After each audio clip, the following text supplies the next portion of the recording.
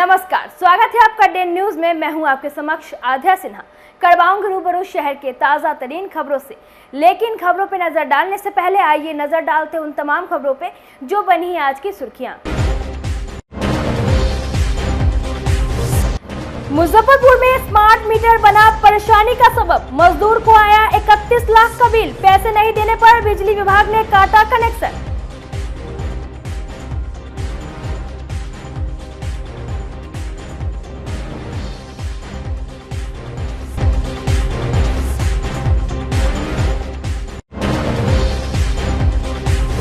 अब हत्या, रेप जैसे गंभीर अपराधों में घर बैठे तुरंत होगी EFIR।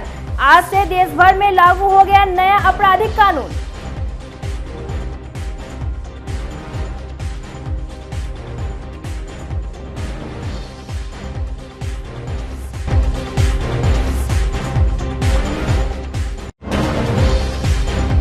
और गायब लड़की का नहीं लगा कोई सुराग तो पीड़ित परिवार ने IG से लगाई न्याय की गुहार।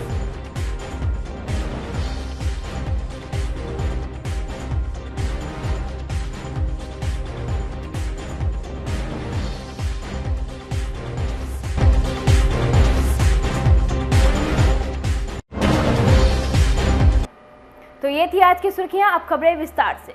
मुजफ्फरपुर में बिजली विभाग का एक अजीबोगरीब मामला सामने आया है। बिजली विभाग ने एक मजदूर को 31 लाख का बिल थमा दिया, जिसके बाद मजदूर के परिवार का होश ही उड़ गया। पूरा मामला पियर थाना क्षेत्र के सिमरा पंचायत के वार्ड संख्या 9 का है।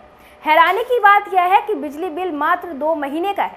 बिजली विभाग के इस गैर जिम्मेदाराना रवैये से मजदूर बेहद चिंतित है। बिल जमा नहीं करने के कारण बिजली भी काट दी गई।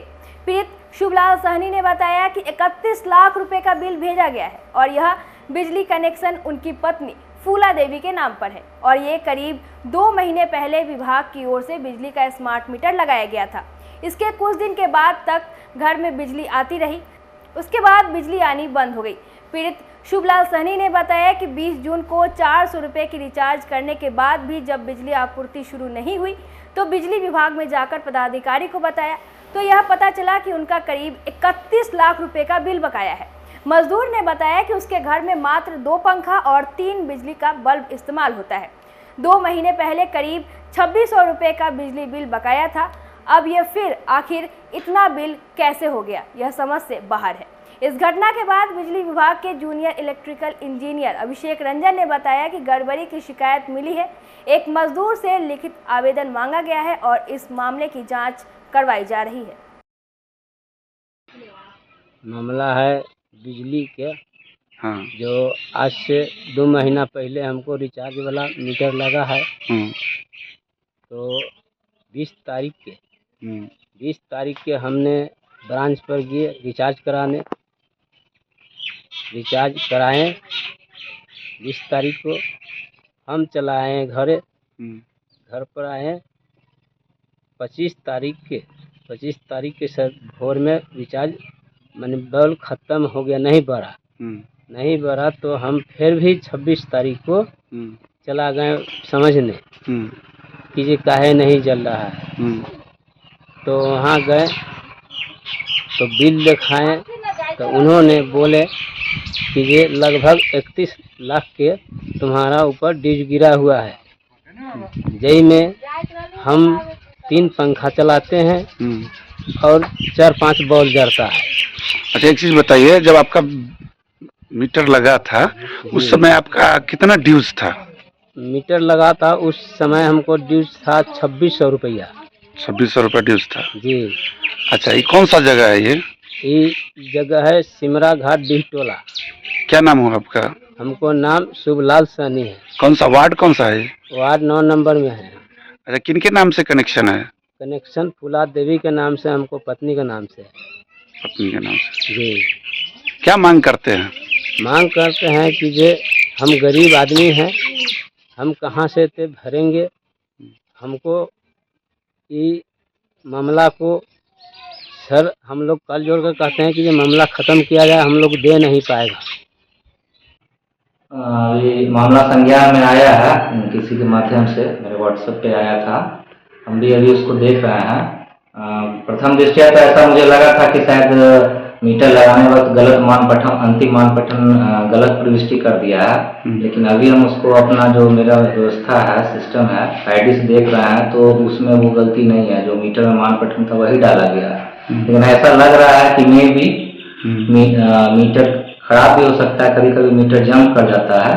तो जैसे ही ये आवेदनकर्ता आते हैं, आवेदन देते हैं, तो हम इसका जांच करते हैं। जांच करके फिर नियमानुसार उनका बिल सुधार करने का प्रयास किया जाएगा अगर बिल गलत होगा तो। बिहार समेत पूरे देश में 1 जुलाई 2024 यानी आज से आईपीसी और सीआरपीसी की छुट्टी हो गई है। नए आपराधिक कानून के अनुसार अब किसी इलाके में घटित घटना की एफआईआर किसी भी थाने में दर्ज कराई जा सकेगी। इसे 0 एफआईआर के रूप में दर्ज करना अनिवार्य किया गया है। 0 एफआईआर को सीसीटीएनएस के माध्यम से संबंधित थाने में स्थानांतरित किया जाएगा।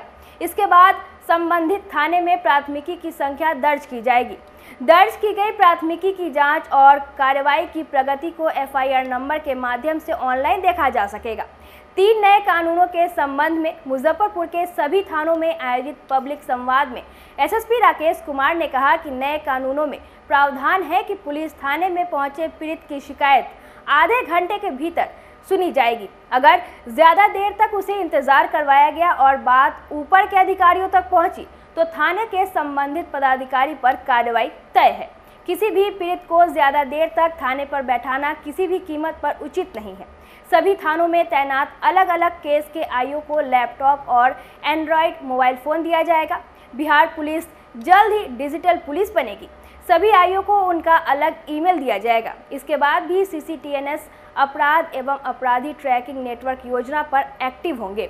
उन्होंने कहा कि नए आपराधिक कानून दंड केंद्रित नहीं, न्याय केंद्रित है। यौन उत्पीड़न के मामलों में 7 दिनों के भीतर जांच रिपोर्ट देनी होगी। पहली सुनवाई के 60 दिनों के भीतर आरोप तय करने को प्रावधान किया गया है। भगोड़े अपराधियों की गैर मौजूदगी के मामलों में 90 दिनों के भीतर केस दायर करने का प्रावधान है। आपराधिक मामलों में सुनवाई पूरी होने के 45 दिनों के भीतर फैसला होगा। 1 जुलाई 2024 से जो तीनों नए कानून हैं वो लागू हो गए हैं और इसके लिए पूरे पुलिस विभाग ने बहुत तैयारी की है। हम लोगों ने प्रत्येक अनुसंधानक को, चाहे वो किसी भी रैंक का हो, उनको 3 दिवसीय प्रशिक्षण भी पुलिस लाइन में दिलवाया गया है। इसके अतिरिक्त जो रीडिंग मटेरियल्स है और जो बुकलेट्स हैं वो भी हम लोगों ने उन लोगों को प्रोवाइड कराई हैं। इस नए परिवर्तन में चूँकि धाराओं में भी परिवर्तन हुआ है तो नई धाराएं कौन कौन सी हैं उनका एक तुलनात्मक चार्ट भी हम लोगों ने बनवाया है, वो प्रत्येक थाने में उपलब्ध कराया है ताकि जब एफआईआर रजिस्टर की जाए तो एसएचओ को बहुत ज़्यादा दिक्कतें नहीं आएँ। और इसके अतिरिक्त इसमें चूँकि जो हम लोगों के साक्ष्य हैं उनके कलेक्शन पे बहुत ज़्यादा जोर दिया गया है, तो एफएसएल के स्तर से भी अपनी एक तैयारी है। इसमें ऐसे सभी अपराध जो 7 वर्ष से ऊपर के होंगे उनमें एफएसएल की विजिट कंपलसरी होगी। एफएसएल की टीम आएगी, एविडेंस का कलेक्शन करेगी। इसके अतिरिक्त इसमें जो डिजिटल साक्ष्य हैं उन पर बहुत ज़्यादा फोकस किया गया है। तो हम लोग इसमें प्रत्येक केस में प्रॉपर इसकी वीडियोग्राफी होगी। आईओ जाएंगे घटनास्थल पे, फोटोग्राफी करेंगे, वीडियोग्राफी करेंगे, उनको डिजिटली जो है संरक्षित रखा जाएगा पेन ड्राइव में, और जब टाइम आएगा तो हम लोग उसको कोर्ट में सबमिट कराएंगे। इसके अतिरिक्त इस नए कानूनों में 0 एफआईआर का भी प्रावधान किया गया है। इसके अंतर्गत पब्लिक यदि कहीं भी है, किसी व्यक्ति के साथ में कोई समस्या हुई है तो वो जिस थाने में जहाँ है वहाँ पे एफआईआर देगा और वहाँ के एसएचओ उसको 0 एफआईआर रजिस्टर करते हुए जो उनका संबंधित थाना है जहाँ घटना स्थल है वहाँ के लिए मेल कर देंगे। इसके अतिरिक्त ईमेल के माध्यम से भी आप अपनी एफआईआर करा सकते हैं, लेकिन उसमें एक टाइम का बाउंडेशन है कि 72 घंटे के अंदर आपको स्वयं आ भी जाना होगा। लेकिन आप जैसे ही मेल करेंगे तो पुलिस उसमें तुरंत संज्ञान लेगी। इसके अतिरिक्त इसमें चूँकि ये नागरिक केंद्रित कानून है तो इसमें एक प्रावधान ये भी रखा गया है कि प्रत्येक आईओ को केस की क्या प्रगति है उसके आवेदक को या पीड़ित को 90 दिन के अंदर उसको स्वयं सूचित करना है। उनको बुला के सूचित कर सकते हैं या फ़ोन के माध्यम से, व्हाट्सएप या ईमेल से भी सूचित कर सकते हैं कि आपकी केस की क्या प्रगति है। इसमें जितने भी प्रकार के बयान लिए जाएंगे, लोगों के स्टेटमेंट दर्ज किए जाएंगे, सबका प्रॉपर वीडियोग्राफी होगा। पहले ओरल स्टेटमेंट दर्ज होते थे, अब वीडियोग्राफी के रूप में स्टेटमेंट दर्ज होंगे। महिलाओं पर भी इस नए कानून में बहुत ज़्यादा फोकस किया गया है। लगभग 37 नई धाराएँ जोड़ी गई हैं जो महिलाओं से संबंधित जो विशेष अपराध हैं उनके बारे में हैं। अब इसमें 24 घंटे के अंदर यदि कोई ऐसा महिला से अपराध हुआ है जिसमें मेडिकल की आवश्यकता है तो पीड़िता की सहमति से मेडिकल कराना भी अनिवार्य होगा। 7 दिनों के अंदर जो मेडिकल रिपोर्ट्स है जो संबंधित डॉक्टर्स उनको देने का भी इसमें प्रावधान किया गया। तो इस प्रकार से इसमें काफ़ी नई नई चीज़ें जोड़ी गई हैं और आज सारे थानों में, ज़िले के सभी थानों में आज कार्यक्रम आयोजित किया जा रहा है, जिसमें जनता को आमंत्रित करके हम लोग ब्रीफ कर रहे हैं। थाना अध्यक्ष उनको समझा रहे हैं कि नए कानून में क्या क्या परिवर्तन है और जनता के लिए इसमें और क्या अच्छी चीज़ें हैं। सर, जागरूकता अभियान आगे भी चलाया जाएगा? हाँ, बिल्कुल हम लोग चलाते रहेंगे। चूँकि आज पहला दिन है तो हम लोग इसको अवेयर कर रहे हैं और हम लोगों का प्रयास ये रहेगा कि जो हम लोग के सोशल मीडिया प्लेटफॉर्म्स हैं उनके माध्यम से भी और समय समय पर थानों में लोगों की बैठकें आयोजित करते हुए लोगों को इसके बारे में प्रचारित किया जाएगा। टाइम बाउंडेशन भी किया गया आपराधिक कार्रवाई के लिए? हाँ, टाइम बाउंडेशन भी किया गया है। इसमें बहुत सारे विभिन्न प्रावधान हैं जो डिटेल्स में अभी आप लोगों को थाना अध्यक्ष सब बहुत सारे एक्ट को हटाया गया है, लेकिन इसमें साक्ष्य महत्वपूर्ण किया गया है। आम जनता का जो एक भ्रम है कि क्या उनके खिलाफ भी अगर ड्यूटी हो जाए तो उसमें किस प्रकार से उनको सहूलियत होगी, ये कितना फायदेमंद है? निश्चित रूप से, चूंकि अब इसमें साइंटिफिक इन्वेस्टिगेशन पे ज़्यादा फोकस किया गया है और एफएसएल का सपोर्ट इसमें बहुत ज़्यादा हम लोगों को रहेगा और जो एविडेंस कलेक्शन होंगे उसमें वैज्ञानिक तरीके से एविडेंस कलेक्ट किए जाएंगे, स्टेटमेंट्स की प्रॉपर वीडियोग्राफी की जाएगी। तो निश्चित रूप से यदि कोई ऐसे केस हैं जो फर्जी तरीके से दर्ज हो गए हैं तो वैसे लोगों को इसमें काफ़ी ज़्यादा सहायता मिलेगी और पुलिस और ज़्यादा तरीके से निष्पक्ष रूप से अनुसंधान कर पाएगी। देश में आज एक नया कानून लागू करने के खिलाफ भाकपा माले ने सोमवार को देश भर में राष्ट्रव्यापी प्रतिवाद दिवस मनाया। मुजफ्फरपुर के हरिसभा चौक स्थित भाकपा माले के जिला कार्यालय से प्रतिवाद मार्च निकाली गई, जो शहर के विभिन्न चौक चौराहे से होते हुए वापस कार्यालय पहुंचकर सभा में तब्दील हो गया। इस दौरान सभा को संबोधित करते हुए भाकपा माले के सचिव सूरज कुमार सिंह ने कहा कि आज 1 जुलाई से मोदी सरकार ने देश को नया कानून दिया है। पिछले कई धाराओं को खत्म कर दिया गया। नए कानून के आड़ में मोदी सरकार अपने खिलाफ चल रहे हर आंदोलन को समाप्त करने की साजिश कर रही है। विपक्ष के 146 सांसद निलंबित करने के बाद संसद में इस काले कानून को पास किया गया। माले नेताओं ने इस काले कानून को सरकार से अविलंब वापस लेने की मांग की। आज पूरे देश में हम लोग की पार्टी भाकपा माले के द्वारा राष्ट्रव्यापी प्रतिवाद मार्च है। आप तमाम लोग जानते हैं कि आज 1 जुलाई से मोदी सरकार ने इस देश को नया कानून दिया है। अब पुरानी आईपीसी और आरसीपी और सीआरपीसी इन तमाम धाराओं को खत्म कर दिया गया और मोदी जी इसके आड़ में जितने भी इस देश के अंदर में आंदोलन चल रहे हैं और सरकार के खिलाफ जो आवाज़ें उठ रही हैं उन तमाम आवाज़ों को दबाने के लिए वो नए कानून जो लेकर आई है। अब अगर किसी की अगर हत्या होगी तो हत्या में अब 302 नहीं चलेगा, अब 103 का 1 चलेगा। तमाम धाराओं को बदल कर रख दिया गया है और इन तमाम धाराओं के साथ साथ देश के अंदर में वो तमाम लोग, अब भूख हड़ताल अपराध हो गया।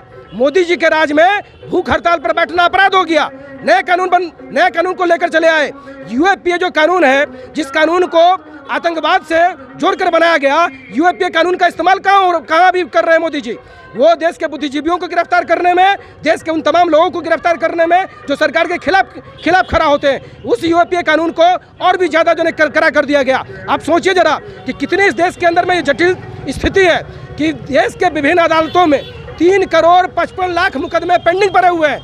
तो 3 करोड़ 55 लाख मुकदमे पेंडिंग पड़े हुए हैं और ये नए मुकदमे नए धाराओं के साथ चलेगा। क्या स्थिति होगा कोर्ट के अंदर का, क्या बना कर रखा है। और ये जो काला कानून जो पारित हुआ, देश के अंदर में 146 विपक्ष के सांसदों को निष्कासित करने के बाद इस काले कानून को पास किया गया है। इस काले कानून को अविलंब ये जितने भी तरीके के जो ये कानून हैं, इन तमाम कानूनों की सरकार वापसी करे और पुरानी जो धाराएं हैं उन तमाम धाराओं को जो है कि सवाल को लेकर आज भाकपा माले राष्ट्रव्यापी प्रतिवाद दिवस का आयोजन कर रही है। मुजफ्फरपुर के मिठनपुरा थाना अंतर्गत मिठनपुरा चौक निवासी बानो बेगम ने सोमवार को तिरहुत क्षेत्र के आईजी से मिलकर अपनी नतनी हिना प्रवीण के सकुशल बरामदगी की गुहार लगाई है। पूरे मामले की जानकारी देते हुए हिना प्रवीण के पिता मोहम्मद गुलजार ने बताया कि बीते 5 जून को उनकी 7 वर्षीय पुत्री कलमबाग चौक से मिठनपुरा चौक स्थित घर आने के क्रम में गुम हो गई। उनके अपने स्तर से काफ़ी खोजबीन की। सभी रिश्तेदारों और संभावित स्थानों पर उसको ढूंढने के बाद जब वो नहीं मिली तो तुरंत इसकी सूचना मिठनपुरा थाना को दी गई। लेकिन घटना के 25 दिन बीत जाने के बाद भी अभी तक बच्ची की कोई खबर नहीं मिली है। इसलिए आईजी से मिलकर बच्ची की सकुशल बरामदगी की गुहार लगाई है। 5 तारीख शाम 4 बजे से गायब है। कब गायब हुई थी? 5 तारीख को। कैसे क्या हुआ? खेलते खेलते वो घर से बाहर निकल गई और वही से वो गायब हो गई है। भुला गई है। कब क्या किया आपने? तब हम लोग गए थे वहाँ मिठनपुरा थाना, अपना रिश्तेदारी में सब में खोजबीन किए, हमको कहीं पता नहीं चला। पुलिस प्रशासन के बाद गए, वो कोई एक्शन नहीं ले रहा है। अभी तक कुछ सुराग नहीं मिला इसका। यहाँ किनसे मिलने आए थे? यहाँ आईजी साहब से मिलने आए थे। मुलाकात हुई है? हाँ, क्या बोले? उन्होंने फ़ोन किया मिठनपुरा थाना को, बोले छानबीन करने के लिए। क्या उम्र था बच्ची का? 7 साल। क्या नाम था? हिना परवीन। कौन सा कपड़ा पहनी हुई थी? किस टी शर्ट पहनी हुई है और लाल पैंट पहनी हुई थी। मतलब कुछ बोल के निकली थी? बोलती नहीं है, गूंगी है। नहीं, गूंगी है? हाँ, बोलती नहीं है। मैं तो दरवाजे पे ही खेल रही थी। हाँ, दरवाजे पे ही खेलती थी, रोड पे आके चाय बिस्किट ले जाती थी। क्या लग रहा है, कहीं चली गई है? नहीं, हमको लग रहा है वो रास्ता ही भटक गई होगी वहाँ पे। हाँ। 5 तारीख की घटना, हम तो काम में गए हुए थे। अब काम से जब लौटे शाम को 5:30 बजे, तो पता चला कि हमारी बच्ची लापता है, पर कोई पता नहीं चल रहा। हम लोग पूरा मुजफ्फरपुर में पूरा खोज लिए हैं, पर पता नहीं चल रहा। हो सकता है वहाँ पर स्माइकल भी रेलवे गुमती के पास रहता है। कहीं मेरी बच्ची को कहीं स्माइकल कहीं उठा के तो कहीं नहीं ले गया है, कहीं कि स्माइकल लोग टेम्पू चलाता है। मेरी बच्ची बाहर भी निकल के आती थी बिस्कुट लेने के लिए, बिस्कुट खाती थी, फिर उसके बाद बाहर से बिस्कुट लेकर रूम के लिए निकल जाती थी। लेकिन 5 तारीख की जो निकली, जो बाहर घर से, तो उसके फिर घर लौटी ही नहीं। कितने बजे? शाम के 4 बजे की घटना है। आस पड़ोस से पता किया था बच्चे? आसपास से सब पता कर लिए, रिश्तेदारी में भी हम लोग पता कर लिए हैं। पूरे मुजफ्फरपुर का हम लोग गली हम लोग छानबीन कर लिए, पर कोई सुराग पता नहीं चल रहा है। हम लोग का रो का बहुत बुरा हाल है। प्रशासन का अभी तक कोई एक्शन नहीं। हम लोग आईजी साहब से भी मिले हैं, तो आईजी साहब बात भी किए हैं, बोले हैं कि हम ठीक है, हम बात करते हैं मिठनपुरा थाना से, कोई भी सुराग मिले तो हमको बताइए। मुजफ्फरपुर के बोचहा प्रखंड के उनसर पंचायत के शंभू सहनी के हत्यारों के गिरफ्तारी की मांग को लेकर भाकपा माले ने सोमवार को समाहरणालय परिसर में 1 दिवसीय धरना दिया। मौके पर राम बालक सिंह ने कहा कि 3 महीने पहले 28 मार्च को बोचहा प्रखंड के उनसर पंचायत के कल्याण गांव निवासी शंभू सहनी की निर्मम रूप से पीट कर हत्या कर दी गई थी। इस मामले को लेकर गायघाट थाना में 79/2024 कांड संख्या दर्ज किया गया। इसमें शराब माफिया राकेश राय के विरुद्ध नामजद FIR दर्ज कराया गया है, लेकिन आज तक इसमें कोई गिरफ्तारी नहीं हुई, जबकि कांड के अभियुक्त राकेश राय के खिलाफ थाने में कई मामले दर्ज हैं। पुलिस इस मामले में बिल्कुल सुस्त बनी हुई है। प्रदर्शनकारियों ने इसमें जांच कर DM से कार्रवाई करने की मांग की है।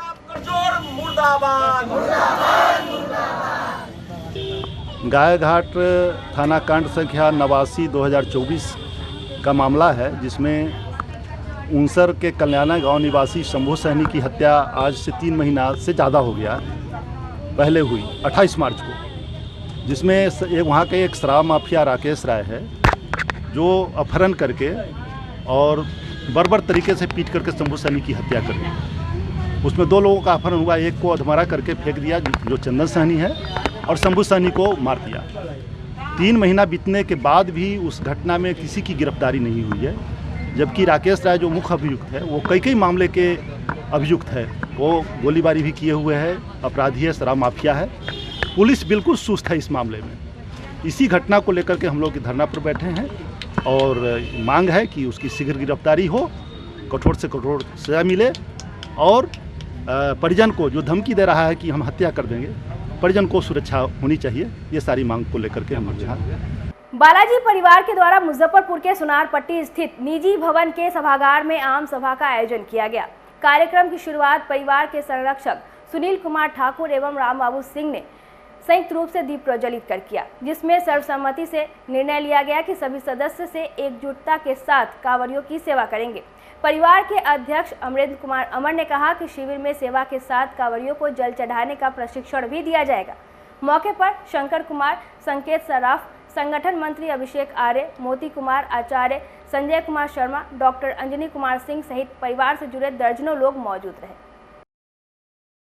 सब कुछ होटल में लोग कहावत है कि सब खा के पेनी थी, ठीक है, सब कुछ करते हैं लेकिन पेनिया ठीक हो जाता है। कीड़ा का जो है कीड़ा होता है ना, उसका पेनिया ठीक रहता है, ठीक है, ऊपर से सब कुछ रहता है, उसका पेनिया ठीक रहता है, ठीक है।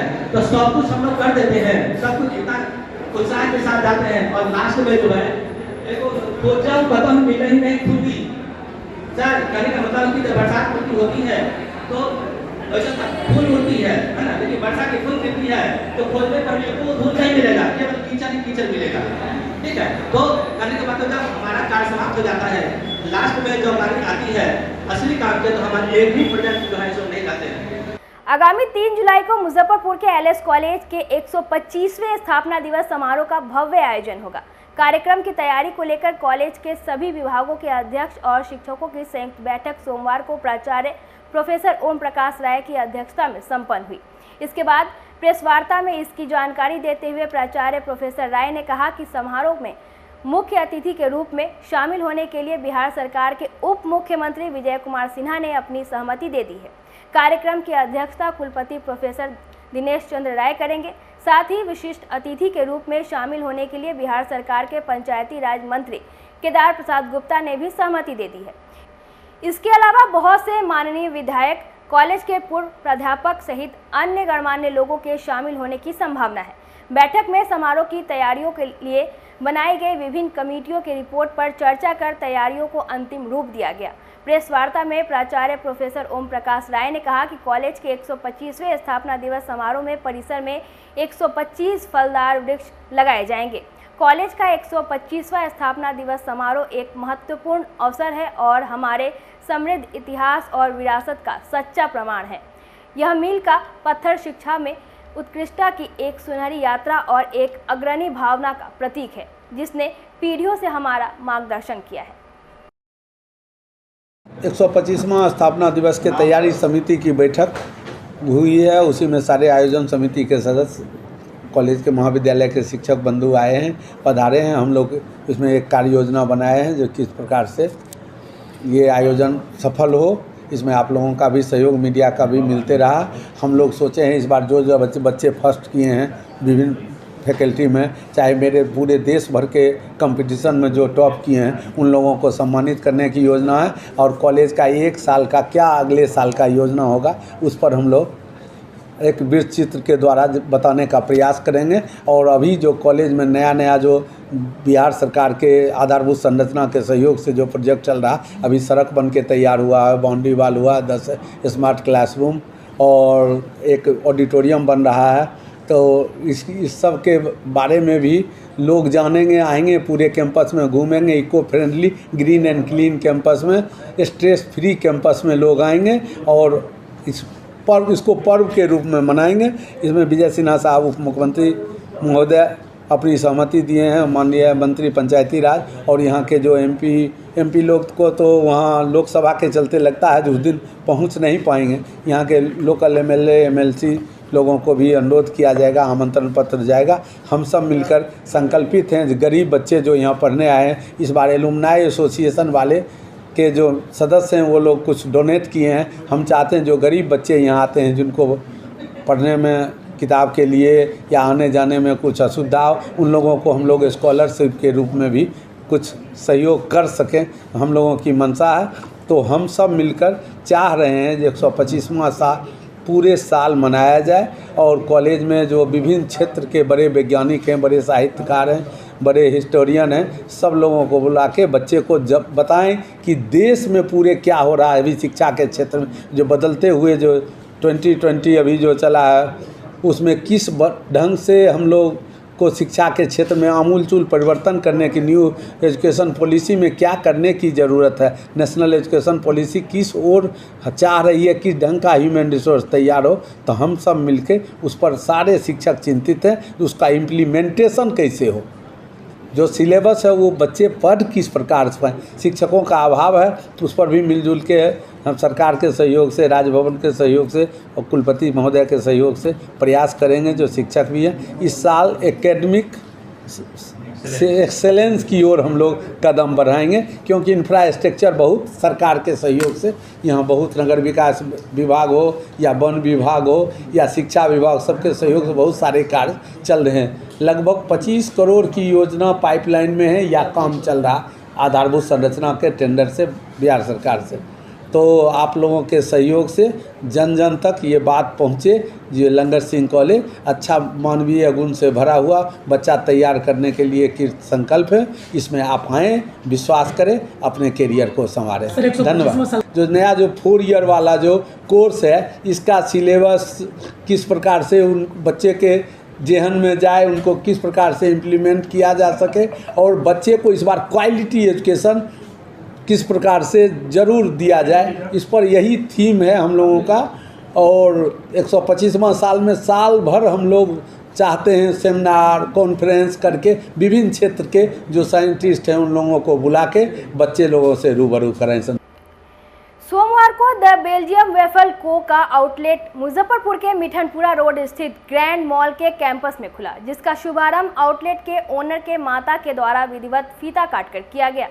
आपको बता दें कि वैसे तो वेफल्स पूरे देश में एक लोकप्रिय और स्वादिष्ट व्यंजन है, लेकिन यूरोप के बेल्जियम देश में खास तौर पर इसका सेवन किया जाता है। मेन्यू की बात करें तो यहाँ पर आपको ढेरों वैरायटी मिलेंगे। Ice cream, special waffles, chocolate waffles, waffles cake, shake, यह सब आपको अलग अलग व मन चाहे फ्लेवर्स में उपलब्ध है। यह सभी चीज़ें आपको आपके सामने ही बनते और हेल्थ कॉन्शियस लोग साफ सफाई और खाने की क्वालिटी के प्रति बेफिक्र हो सकते हैं। रेट भी ज़्यादा न होने के चलते ये पॉकेट फ्रेंडली भी साबित होते हैं। ओनर फुरकान अशरफ ने कहा कि लोग इसको इतना पसंद करते हैं कि 9 साल के अंदर 500 प्लस इसका आउटलेट इंडिया में खुल गया है। बेल्जियन वेफल ब्रांड है, ये बेसिकली वेफल का ब्रांड है। ये 2015 में मुंबई में इस्टेब्लिश हुआ था। वेफल जो है वेफल ये बाहर का डिश है, जैसे स्वीडन वगैरह बाहर उसको ना वेफल को ब्रेकफास्ट में लेते हैं। और ये जो हमारे फाउंडर हैं इन्होंने वेफल को एज अ डेज़र्ट प्रेजेंट किया और अपने ही रेसिपी से वेफल को वो एक अच्छा टेस्ट दिया जिसको हम लोग एज अ डेज़र्ट वो प्रेजेंट कर सके। वेफल है, फिर और भी हमारे पास आइटम्स हैं जैसे वेफल का केक्स हो गया, संडेज़ हो गए, और भी शेक्स हैं, डेज़र्ट्स हैं, बहुत सारे। मतलब अगर आप लोग को मीठा पसंद है ना तो यहाँ एक बार आके ज़रूर ट्राई करें।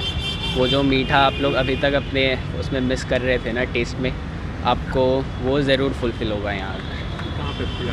ये अपना द ग्रैंड मॉल में है, मिठनपुरा क्लब रोड में। और ये ऑपरेशन इसका अभी सुबह 10 बजे से लेके रात 10 बजे तक होगा। कौन सा है इसमें मुख्य रूप से? इसमें वेफल आता है, ओके, वेफल हो गया, मिनी वेफल हो गए, फिर वेफल का केक आता है। बेसिकली वेफल से ही सब रिलेटेड है। संडे भी आते हैं तो उसमें वेफल ही रहता है, मतलब अच्छे से प्रिपेयर करके ही देते हैं। और भी शेक्स हो गया, और भी ड्रिंक्स, बहुत सारी चीज़ें। मतलब आके एक बार आप देखें, मेन्यू विज़िट करें, ट्राई करें। प्राइस का क्या है अदर से किस तरह? प्राइस का बहुत अच्छा है सर। हमारे यहाँ 80 रुपीज़ से स्टार्ट हो जाता है, 80 रुपीज़ से। और आप मैक्सिमम जितना आप मैक्सिमम 200 तक का एक सिंगल वेफल आता है, वो आप अपने हिसाब से कस्टमाइज़ करा सकते हो। आपको आइसक्रीम डलवाना है, अलग अलग फ्लेवर्स जैसे स्प्रिंकलर्स हुए, कुकीज़ हुआ, ये सब भी अगर आप लोगों को चाहिए ना तो वो अलग से ऐड ऑन करा सकते हैं। और भी केक्स जो है ना, केक्स हमारे बहुत अच्छे हैं। नॉर्मल आप लोग जो ये केक्स खाते हैं ना उनसे तो काफ़ी अच्छा आप लोग को लगेगा ये। शहरवासियों से क्या अपील है? सबसे अभी तो स्टार्टिंग में यही अपील है, अभी ये मुजफ्फरपुर का पहला आउटलेट है। ये इंडिया में ऑलमोस्ट 500 प्लस ये आउटलेट इसके खुल चुके हैं। तो ऑब्वियस सा बात है कि ये चल रहा होगा तब तो, क्योंकि 2015 से अभी 9 साल भी नहीं हुए, अब 500 प्लस आउटलेट खोलना छोटी मोटी बात नहीं है। तो एक बार प्लीज़ आप आएँ, एक बार हमें भी सेवा का मौका दें, आप भी एक बार टेस्ट करें। इंडोनेशिया में 24 से 29 जून तक आयोजित 5वीं एशियन सवाद फ्रेंच बॉक्सिंग चैंपियनशिप में भारतीय टीम में शामिल बिहार के 4 खिलाड़ियों ने मेडल जीतकर अपने देश वापस लौटे। मेडल जीतने वालों में स्वीटी कुमारी, अनुष्का, अभिषेक, प्रियम कर्ण व आशिफ अनवर थे। साथ ही भारतीय टीम के coach shihan, engineer Rahul Shrivastava व टीम मैनेजर शिल्पी सोनम को मुजफ्फरपुर जंक्शन पर जोरदार स्वागत किया गया। विजयी खिलाड़ियों के स्वागत में सैकड़ों की संख्या में लोग मुजफ्फरपुर जंक्शन पर पहुंचे थे। सभी खिलाड़ियों व कोच को पगड़ी, बुके व फूलमाला के साथ जोरदार स्वागत किया गया। साथ ही Muzaffarpur junction, Garib Sthan, new kids school, Mithanpura, Panchvati garden, BMP 6, रास वर्ल्ड मार्शल आर्ट समेत कई जगहों पर वेलकम पॉइंट बनाकर जोरदार स्वागत किया गया। भारत माता की जय के नारों से पूरा शहर गूंज उठा।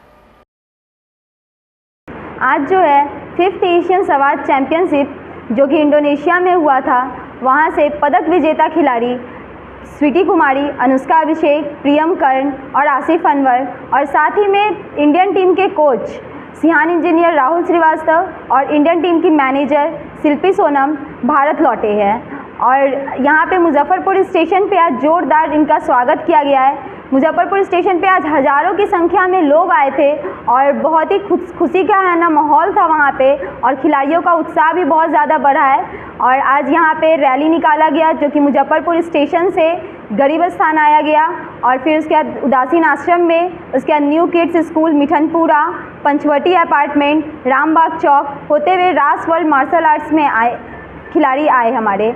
और सभी खिलाड़ियों को माला पहना करके, बुके दे करके लोगों के द्वारा स्वागत किया गया और सभी लोगों ने खूब मिठाई खिलाकर खिलाड़ियों को आशीर्वाद दिया कि आगे और अच्छा मेडल लाए। और बहुत ही बिहार के लिए हमारे बहुत ही गर्व का बात है और बहुत ही खुशी का लहर है। आज के लिए बस इतना ही। कल फिर मिलेंगे कुछ नई खबरों के साथ। तब तक मुझे और मेरे पूरे न्यूज़ टीम को दीजिए इजाज़त। नमस्कार।